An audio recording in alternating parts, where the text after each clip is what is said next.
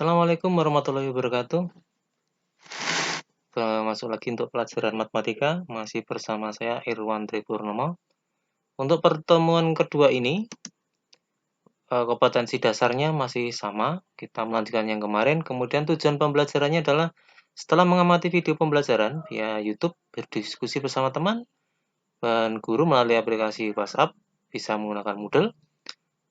Nanti siswa diharapkan adalah bisa memecahkan masalah berkaitan dengan permutasi unsur-unsur yang berbeda dengan teliti, memecahkan masalah berkaitan dengan permutasi dengan beberapa unsur yang sama dengan teliti, memecahkan masalah berkaitan dengan permutasi siklis dengan teliti.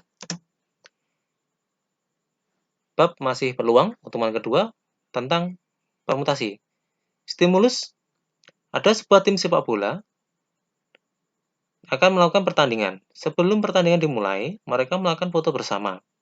Apabila jumlah pemain yang ikut adalah 16 pemain, 11 nanti sebagai yang ikut pertandingan, yang 5 pemain masih sebagai cadangan.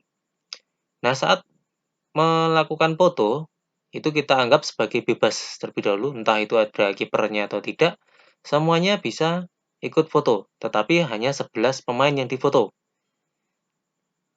Ada berapa carakah atau ada berapa cara yang berbeda mereka bisa berfoto bersama? Jadi bisa kalian perhatikan untuk fotonya. Apabila pemain berbaju kuning, ini ada di posisi sebelah paling kiri, ya dari kita melihat. Kemudian dia kalau fotonya berada di tengah, apakah kondisi itu akan menjadikan hasil foto yang berbeda atau sama? Nah, itu kalian pelajari terlebih dahulu. Untuk mencari penyelesaiannya, mari kita pelajari materi berikut ini. Yang pertama, pengertian permutasi. Apakah permutasi itu? Dan apa saja jenis-jenis permutasi? Permutasi adalah penyusunan kembali suatu kumpulan objek dengan urutan yang berbeda dari urutan yang semula dengan memperhatikan urutannya. Dan ini adalah poin penting adalah ada kata memperhatikan urutannya.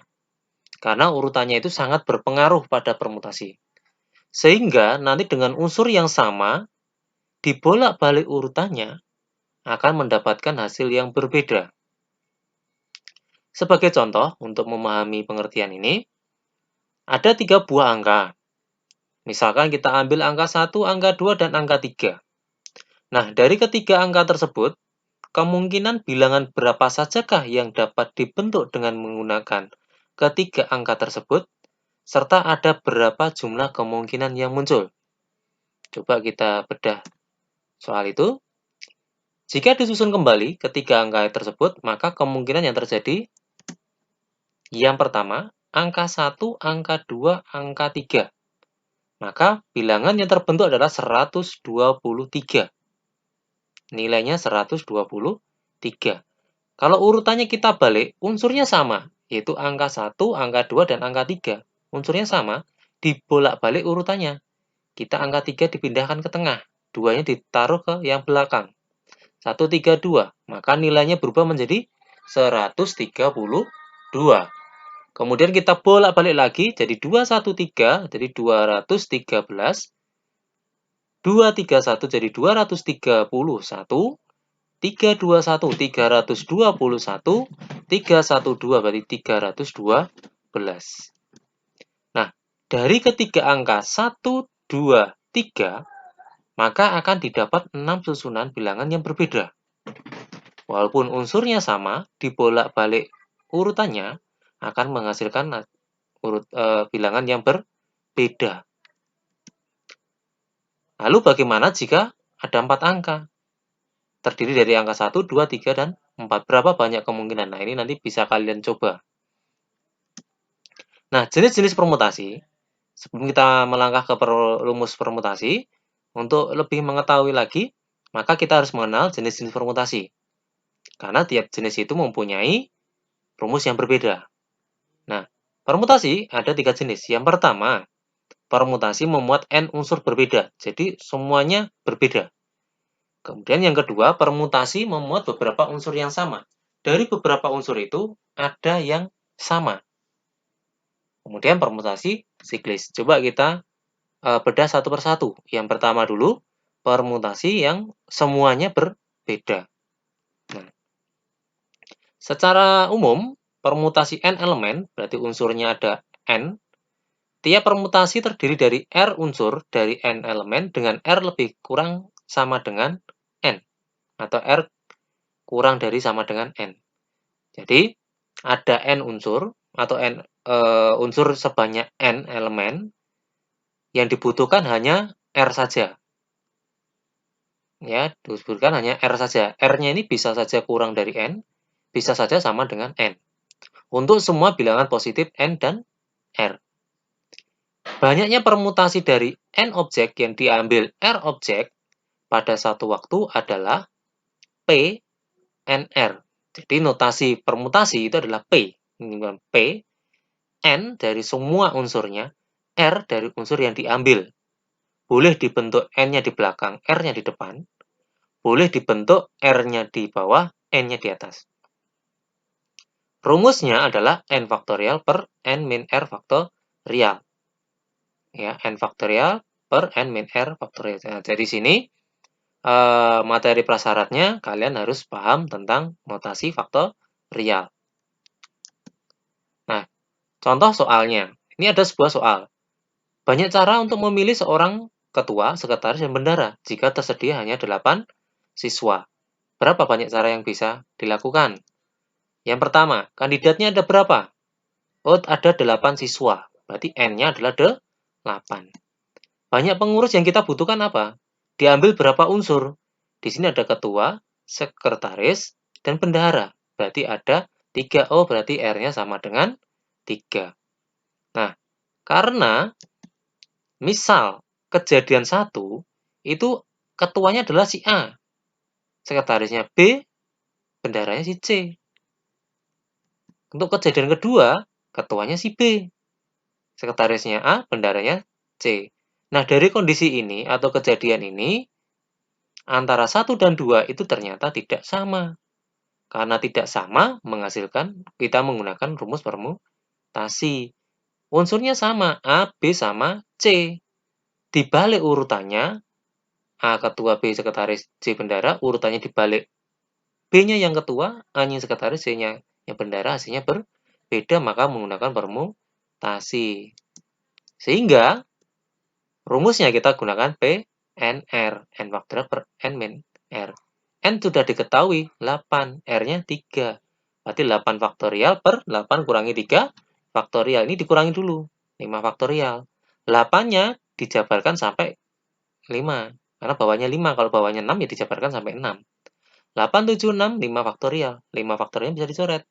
Tinggal 8 kali 7 kali 6. Ketemunya 336 cara. Jadi, banyak cara pemilihan ada 336 cara.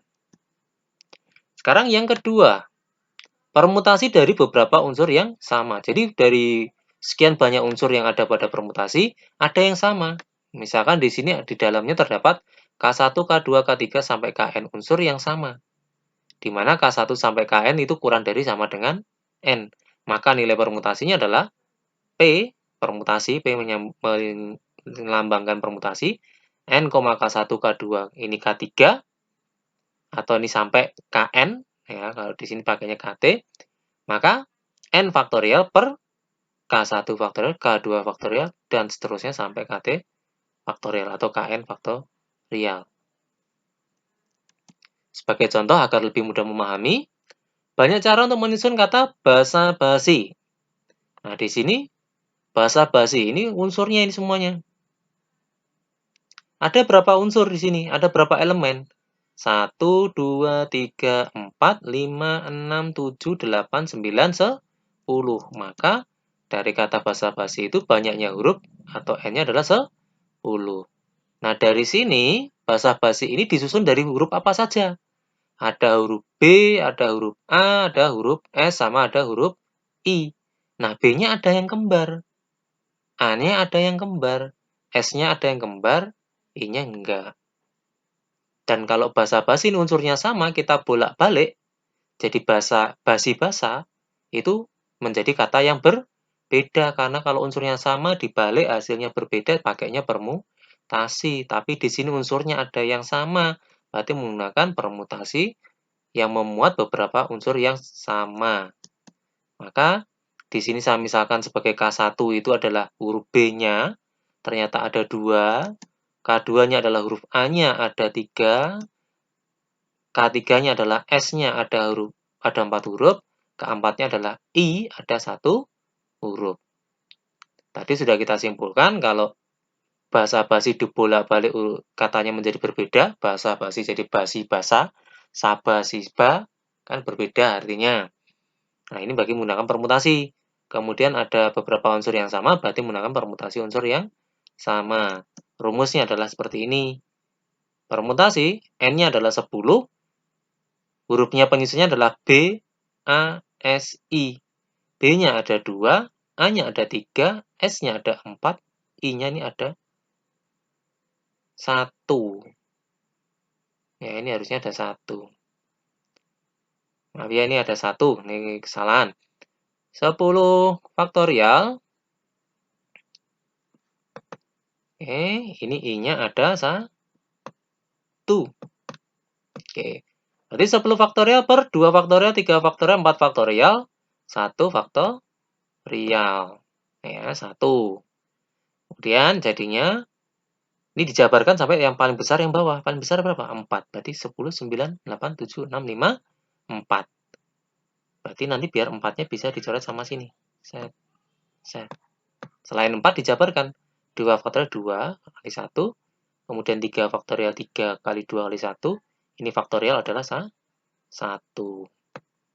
Ini dicoret. Ini coret saja sama ini. Ya kan? Ini tinggal 3. Ini coret sama ini. Ini tinggal 4. Kemudian 4-nya dicoret sama sini. Tinggal 2. Nah, sekarang 2 kalikan 3, 6. 6 kalikan 7, 42. 42 ini kan 30. Berarti 3 kalikan 42 adalah 126. Kalikan 10 berarti 126, tambah kalikan lagi 12600.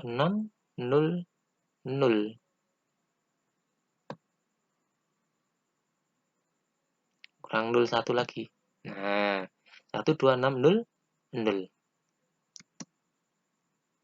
Kemudian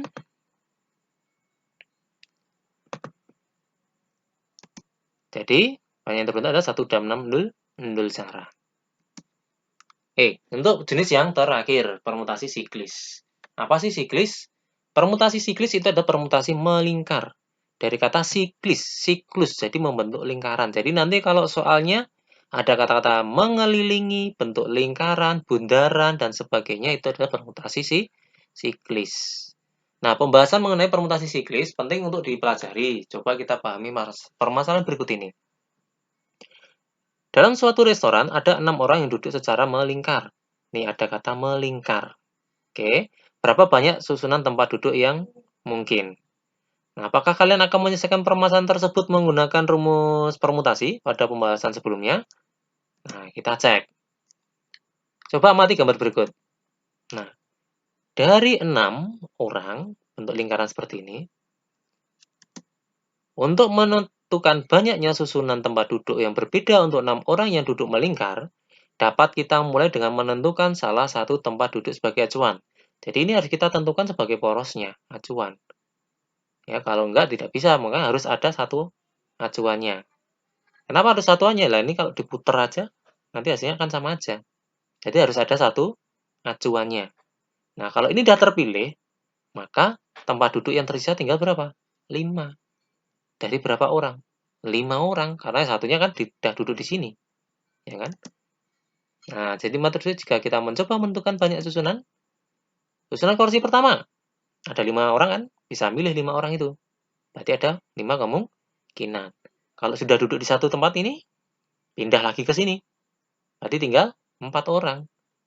Salah satu sudah duduk di sini, pindah lagi ke sini. Tinggal 3, tinggal 2, tinggal 1.